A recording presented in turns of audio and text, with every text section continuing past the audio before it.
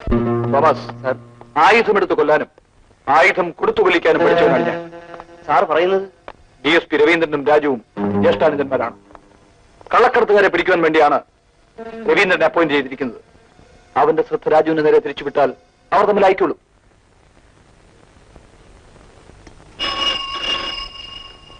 എനിക്കായിരിക്കും.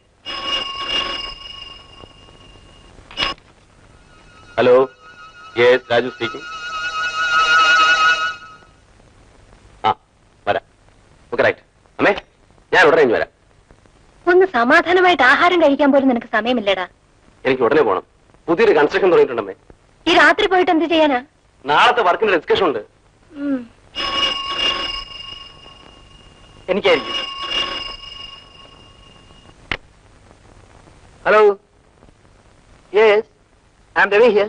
നിങ്ങൾക്ക് special duty കിട്ടിയതിൽ സന്തോഷിക്കുന്ന ഒരാളാണ് ഞാൻ. പക്ഷേ നിങ്ങളുടെ കൺമുമ്പിൽ നടക്കുന്ന കള്ളക്കടത്തൂടി പിടിക്കാൻ കഴിയാത്തത് കഷ്ടമായി പോയി. നിങ്ങൾക്ക് സാമർഥ്യമുണ്ടെങ്കിൽ രാത്രി 12 മണിക്ക് ഓൾഡ് ഗാലറി കവർ ചെയ്യുക. അവിടെയാണ് ഏറ്റവും വലിയ കൈമാറ്റങ്ങൾ നടക്കുന്നത്. ഞാൻ ആരാണെന്ന് കേസ് പിടിച്ചതിന് ശേഷം പറയാം. Okay, thanks. ആരായിരുന്നു? ആ, എന്റെ ഫ്രണ്ട്.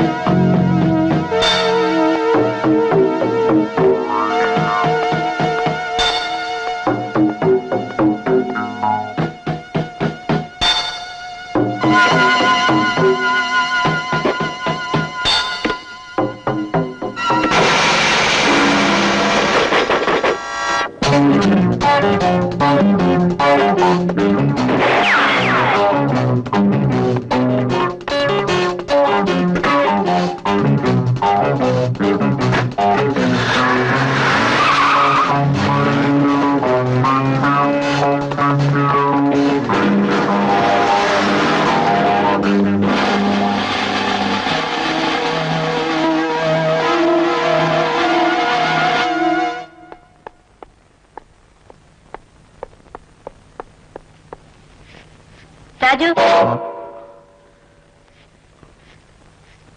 എന്താ അമ്മേ?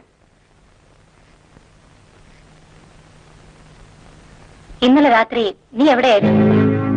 സൈറ്റിൽ വെച്ച് പെട്ടെന്നൊരു നെഞ്ചുവേദന ഉണ്ടായി.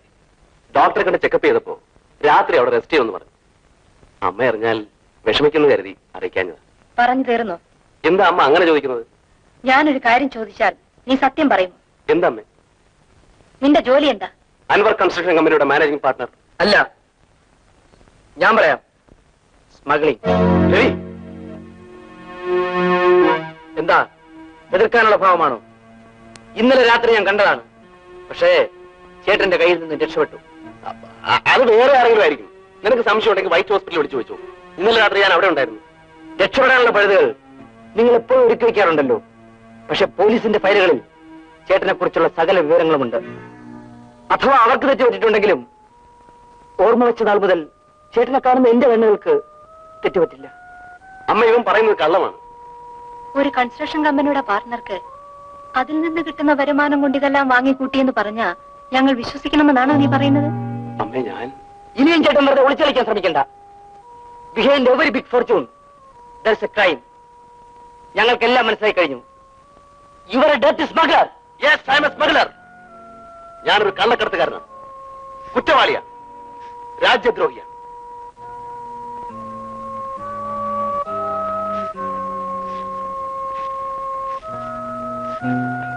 ഇനി എന്തെങ്കിലും നിനക്കറിയേണ്ടതുണ്ടോ?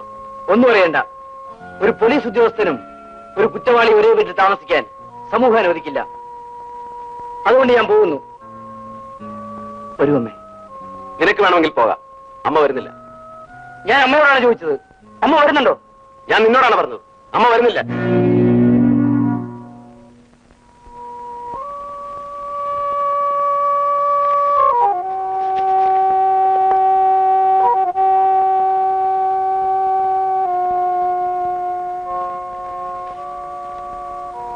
രാജു,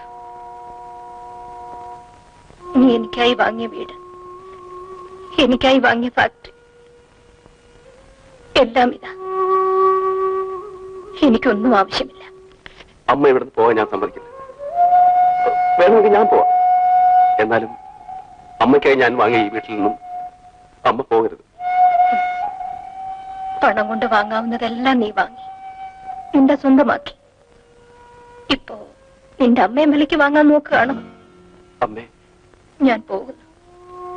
അത് തീരുമാനിച്ച കാര്യമാണ്.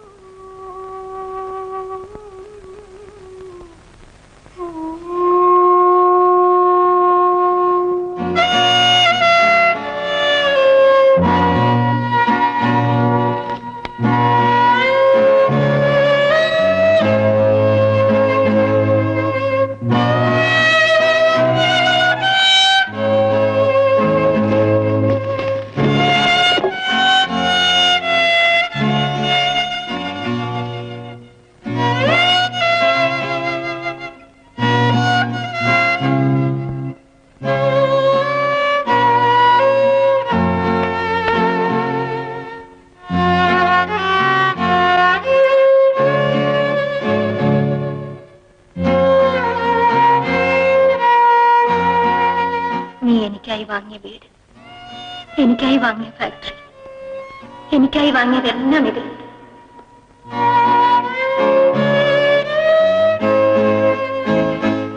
പണം കൊണ്ട് വാങ്ങാവുന്നതെല്ലാം നീ വാങ്ങി നിന്റെ സ്വന്തമാക്കി. ഇപ്പോ നീ നിന്റെ അമ്മയും വിലയ്ക്ക് വാങ്ങാൻ നോക്കുകയാണ്.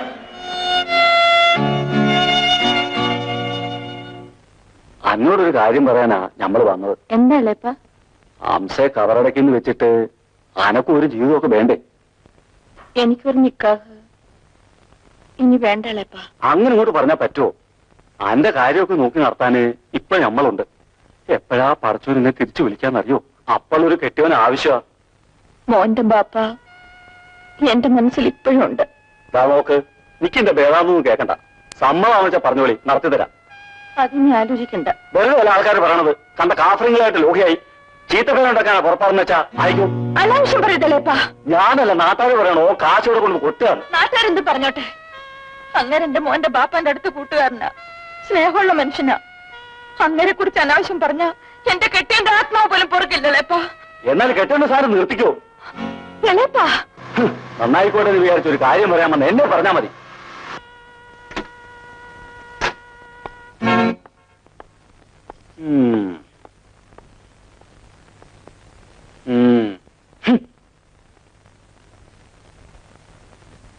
രാജു, എന്തേത് രാജു? എനിക്കാരുമില്ല നസീമ, എനിക്കാരുമില്ല. അമ്മയ്ക്കും അനുജനും എന്നെ വേണ്ട. എന്നെ വിട്ട് എല്ലാരും പോയി. ഇനി നാളെ നസീമ കൂടെ എന്നെ തള്ളി പറഞ്ഞാൽ. കരയാതെ രാജു, കരയാതെ രാജു, കരയാതെ.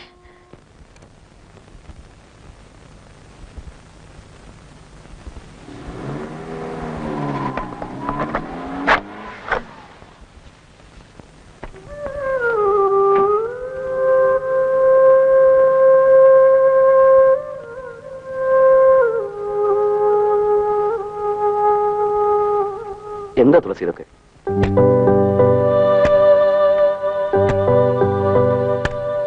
എന്ത് പറ്റുമോ? എല്ലാം വിധിയാണ് മോനെ.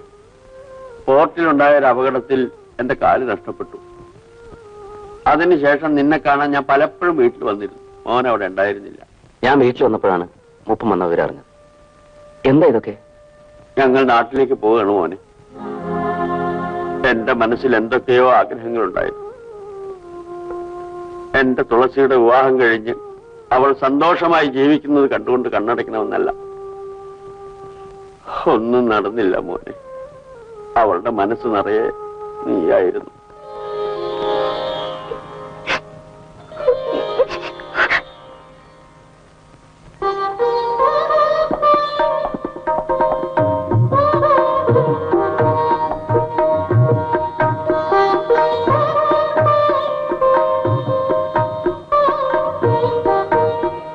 പണക്കാരനായപ്പോ ഞാൻ നിന്നെ മറന്നു കളയുന്നു വിചാരിച്ചു.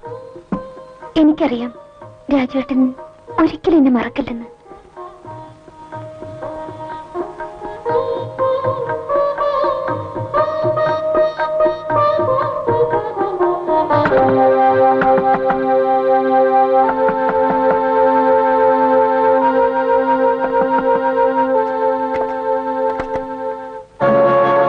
Raju, you are under arrest. രാജേട്ടാ, ഞങ്ങൾ വരട്ടെ മോനെ, പാവോളെ.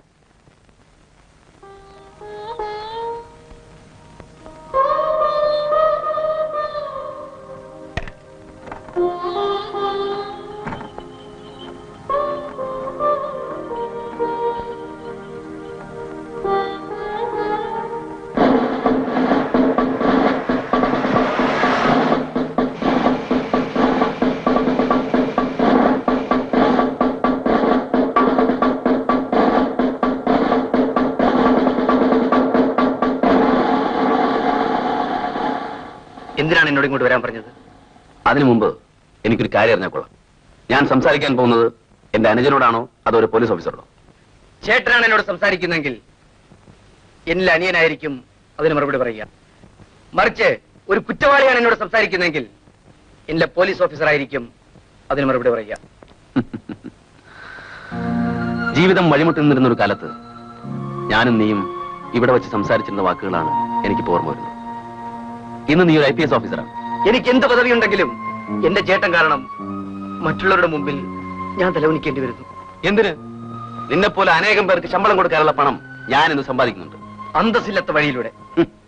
അന്തസ്സില്ലാത്ത വഴിയിലൂടെ അല്ലേ? അച്ഛൻ ജയിലിൽ കിടന്നപ്പോഴും നമ്മൾ തെരുവിലിറങ്ങിയപ്പോഴും എവിടെ പോയിരുന്നു ഈ അന്തസ്? പണ്ട് നഷ്ടപ്പെട്ടു പോയ അന്തസ് തിരിച്ചു വന്നത് എപ്പോഴാണെന്നറിയാമോ? നീ പറഞ്ഞ അന്തസ്സില്ലാത്ത വഴിയിലൂടെ ഞാൻ പണം സമ്പാദിച്ചപ്പോ. നീതിക്കും കടമയ്ക്കും വേണ്ടി നിൽക്കുന്ന നിന്റെ കയ്യിൽ ഇപ്പോഴെന്തുണ്ട്? I say nothing. എന്റെ അമ്മ എന്നോടൊത്തുണ്ടാവും. പക്ഷെ ക്ഷമയോടുകൂടി കേൾക്കുമെങ്കിൽ എന്റെ മറ്റൊരാഗ്രഹം കൂടി ഞാൻ പറയാം.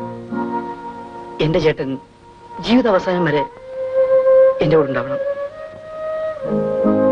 ഇതിലൊരു ഒപ്പിട്ട് വന്നാൽ മതി. എന്താ ഇത്? ഇതുവരെ ചേട്ടൻ ചെയ്തിട്ടുള്ള കുറ്റകൃത്യങ്ങൾ ഏറ്റുവെന്നും അതിന് സഹായിച്ചവരുടെ പേര് വിവരങ്ങൾ പോലീസ് അറിയിക്കാമെന്നും സമ്മതിക്കുന്ന ഒരു മാപ്പപേക്ഷയാണ്. മാപ്പപേക്ഷ? ചേട്ടൻ ഇതിലൊരു ഒപ്പിട്ട് വന്നിട്ട് പോലീസിന് മുമ്പിൽ കീഴടങ്ങണം. ചേട്ടന് ഞാൻ പുറത്തു കൊണ്ടുവരും, ഒരു സഹോദരൻ നിലയിൽ. വളരെ നന്ദി. പക്ഷെ നീ ആദ്യം ഒപ്പിടിക്കേണ്ടത് ചെയ്യാത്ത കുറ്റത്തിന് നമ്മുടെ അച്ഛനെ ശിക്ഷിച്ച ന്യായാധിപനെ കൊണ്ടാണ്. വാങ്ങാത്ത കടത്തിന് നമ്മളെ തെരുവിലിറക്കിയവരെ കൊണ്ടാണ്. ഒരിക്കൽ പോലും ഇങ്ങനെ ആകണമെന്ന് സ്വപ്നത്തിൽ പോലും ആഗ്രഹിക്കാത്ത എന്നെ ഈ നിലയിലാക്കിയ ദൈവത്തെ കൊണ്ടാണ്. ഇവരുടെ എല്ലാം ഒപ്പ് വായിക്കൊണ്ട് വന്നാൽ ഞാൻ ഒപ്പിട്ട് തരാം. ചേട്ടൻ ഒപ്പിട്ട് വരുന്നില്ലെങ്കിൽ ഒരുപക്ഷെ നമ്മൾ തമ്മിലുള്ള അവസാനത്ത് കൂടിക്കാഴ്ചയായിരിക്കും ഇത്. ഇല്ല, ഒരിക്കൽ കൂടി നമ്മൾ കണ്ടുമുട്ടും. അന്ന് നിന്റെ കയ്യിൽ എനിക്ക് വേണ്ടിയുള്ള വാറണ്ടും വിലങ്ങും ഉണ്ടായിരിക്കും. മരണത്തെ ഭയപ്പെടാത്ത നിന്റെ ചേട്ടൻ നിന്നെയും നിന്റെ നിയമത്തെയും ഭയപ്പെടുകയില്ല. നീ ഗുഡ് ബൈ.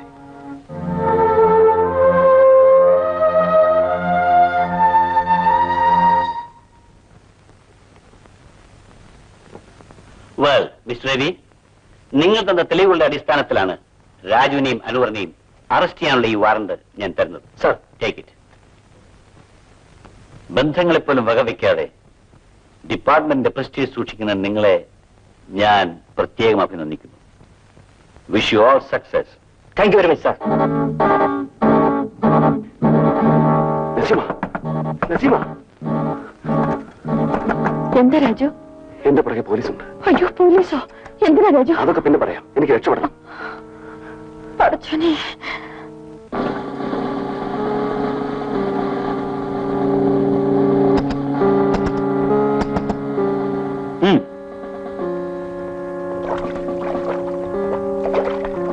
അകത്താരാ? ഇവിടെ ആരെങ്കിലും വന്നിരുന്നോ? ഇല്ലല്ല, നമ്മക്കറിയില്ല. നമ്മള് കുട്ടികൾക്കിട്ട് കുളിക്കാൻ കയറിയതാണ്. ആ ശരി ശരി. ആ രാജു ഉപയോഗിക്കാൻ വേണ്ടിയിട്ടുണ്ട്. ഇവിടെ വന്നാൽ വിവരം ഞങ്ങളെ അറിയിക്കണം. അകത്തൊരു കുട്ടി കിടന്നിറങ്ങുന്നുണ്ട്, വേറെ ആരുമില്ല സാർ. ശരി, വരൂ. അവർ പോയി നസീമ? പോയി.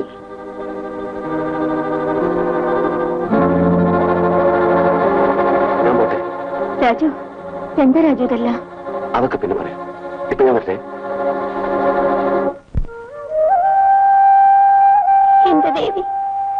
കഴിഞ്ഞ പിറന്നാളിന് എന്റെ നിറഞ്ഞ കുടുംബം എന്നോടൊപ്പം ഉണ്ടായിരുന്നു. ഇന്നെന്റെ രാജു എന്റെ കൂടെ ഇല്ല. എന്റെ മക്കളുടെ അച്ഛനുമില്ല. അമ്മ എന്തിനാണ് ഇപ്പൊ ഇതൊക്കെ ചിന്തിക്കുന്നത്?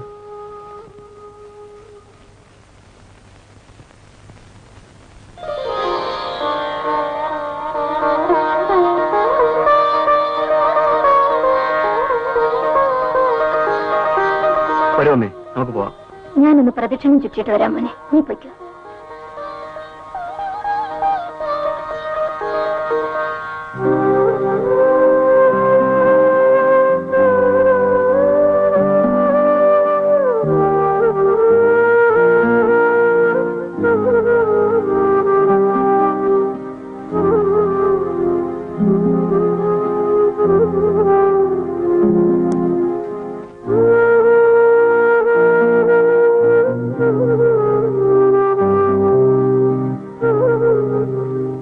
ലക്ഷ്മി, നിഷയുടെ വിവാഹകാര്യം ഇനിയെങ്കിലും നീട്ടിക്കൊണ്ടുപോകാൻ കഴിയില്ല.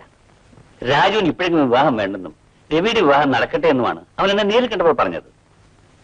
തമ്പിയേട്ടൻ വിഷമിക്കണ്ട, അവനെ കുറിച്ച് എനിക്കും പ്രതീക്ഷയില്ല. എന്നാൽ ഈ വിവാഹങ്ങൾ നടക്കട്ടെ. ഞാൻ ഇന്നലെ മുഹൂർത്തം കുറിപ്പിക്കാം.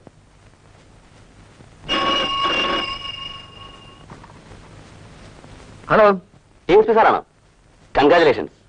ഞാൻ രാജുവാണ്. നാളെ നിന്റെ വിവാഹമാണെന്ന് അറിഞ്ഞു. എടാ, ചേട്ടനില്ലാതെ എന്റെ കല്യാണം നടക്കുമോ?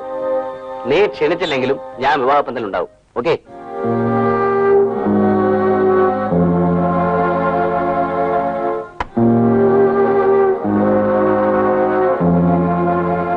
ആരാ മോനെ? ചേട്ടനാണമ്മേ. നാളെ എന്റെ കല്യാണത്തിന് വരുമെന്ന്. അവൻ വന്നാൽ പോലീസ് അറസ്റ്റ് ചെയ്യും. I C. അങ്ങനെയാണെങ്കിൽ രാജു കല്യാണത്തിന് വരാതിരിക്കില്ല. രാജു തന്ത്രശാലിയാണ്. രക്ഷപ്പെടാനുള്ള മാർഗം അവൻ കണ്ടിരിക്കും. So we should be careful.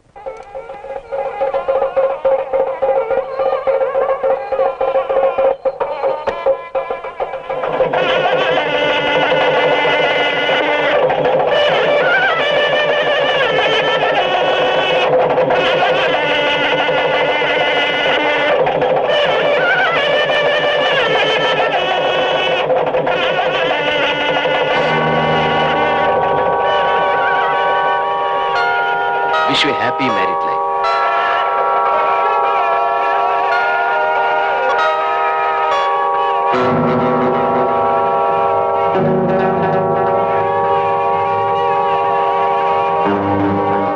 ആരെങ്കിലും ഒരടി മുന്നോട്ട് വെച്ചാൽ രാജു,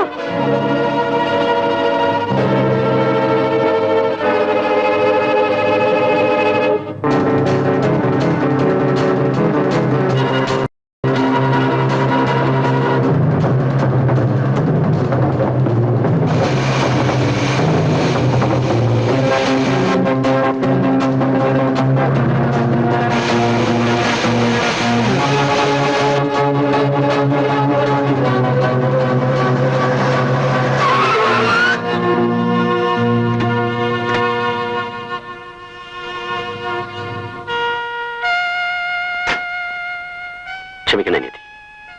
നിങ്ങളുടെ വിവാഹത്തിൽ പങ്കെടുക്കുക എന്നത് എന്റെ ജീവിതത്തിലെ ഏറ്റവും വലിയൊരു ആഗ്രഹമായിരുന്നു. രക്ഷപ്പെടാൻ മറ്റൊരു മാർഗമില്ലായിരുന്നുകൊണ്ടാണ് ഇങ്ങനെ ചെയ്യേണ്ടി വന്നത്. സാരമില്ല, എനിക്കറിയാം ചേട്ടാ. ഞാൻ വരട്ടെ. ശരി.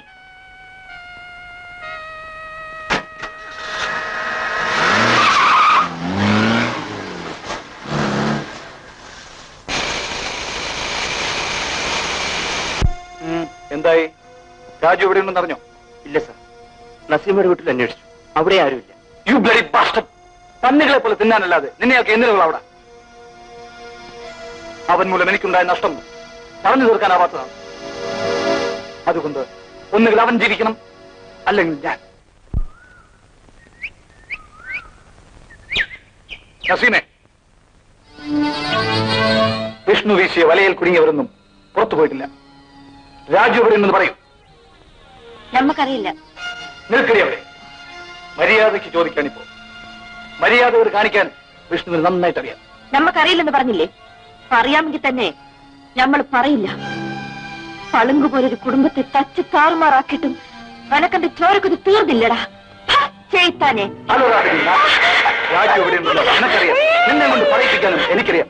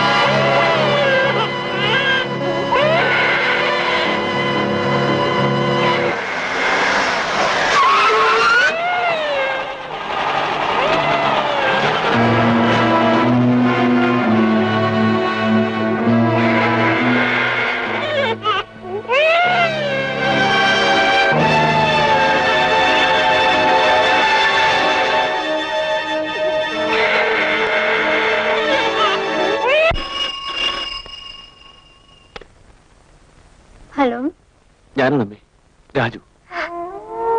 ഇന്നെന്റെ ജീവിതത്തിലെ അവസാനത്തെ ദിവസമാണമ്മേ. എനിക്ക് അമ്മയെ ഒന്ന് കാണണം. അമ്മയെ ഏറ്റവും വിലപ്പെട്ട ഒരു നിധി ഏൽപ്പിക്കാനുണ്ട്. എത്രയും വേഗം അമ്മ മലമുകളിലെ കൽമണ്ഡപത്തിൽ വരണം. അമ്മ വരില്ലേ അമ്മേ? അമ്മ എന്താ ഒന്നും മിണ്ടാത്ത? അമ്മ എന്ത് വന്നില്ലെങ്കിൽ പിന്നെ ഒരിക്കലും അമ്മയ്ക്ക് എന്നെ കാണാൻ കഴിയില്ല. വരാം മോനെ.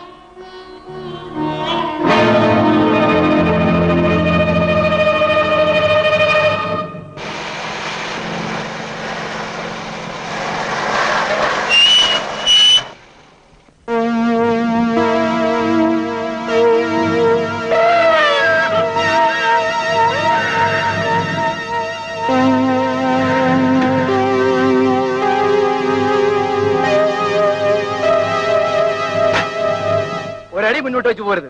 രവി, എനിക്കൊരു അല്പസമയം കൊടുത്തരും. എനിക്ക് ചില കടമകൾ കൂടെ ചെയ്തു തീർക്കാനുണ്ട്. അത് കഴിഞ്ഞാൽ ഞാൻ തന്നെ നിന്റെ മുമ്പിൽ വന്ന് കീഴടങ്ങാം. നടക്കില്ലെന്നല്ലേ പറഞ്ഞത്? രവി പ്ലീസ് അനങ്ങിപ്പോരുത്.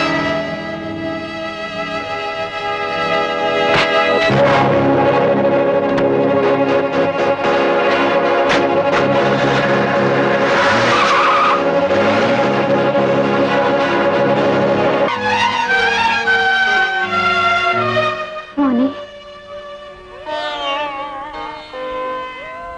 അമ്മേ, ഞാൻ പറഞ്ഞ വിലപ്പെട്ട നിധി ഈ കുഞ്ഞാണമ്മേ. ഇത് നസീമയുടെ കുട്ടിയല്ലേ? അതെ, നസീമ മരിച്ചു.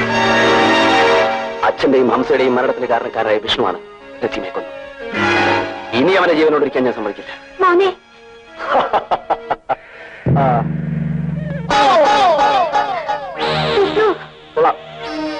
ആര് ജീവനോട് ഇരിക്കണമെന്നുള്ളത് നമുക്കിപ്പോ തന്നെ തീരുമാനിക്കാം. അമ്മ മാറിക്കാം.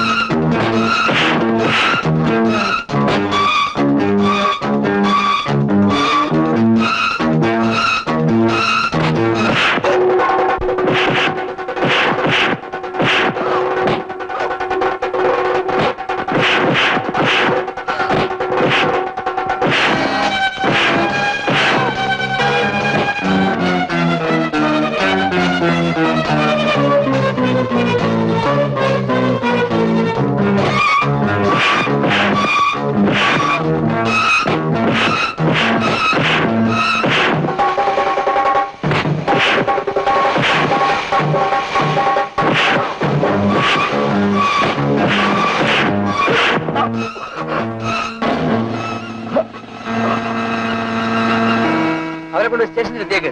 ഞാൻ അങ്ങോട്ട് വന്നേക്കാം.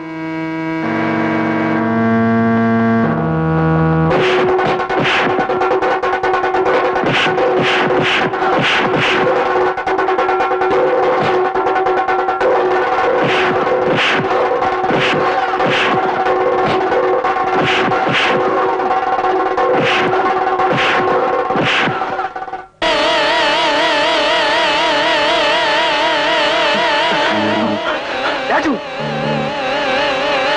അവനെ വിടാൻ വിടല്ലടാ. ഈ ദ്രോഹി നമ്മുടെ അച്ഛനെ കൊലവർത്തിൽ കയറ്റിയവനാണ്. നിയമം കയ്യിലെടുക്കരുത്. ഒരു പോലീസ് ഓഫീസർ എന്ന നിലയ്ക്കാണ് ഞാൻ പറയുന്നത്. എന്റെ നിയമം ഇതാണടാ.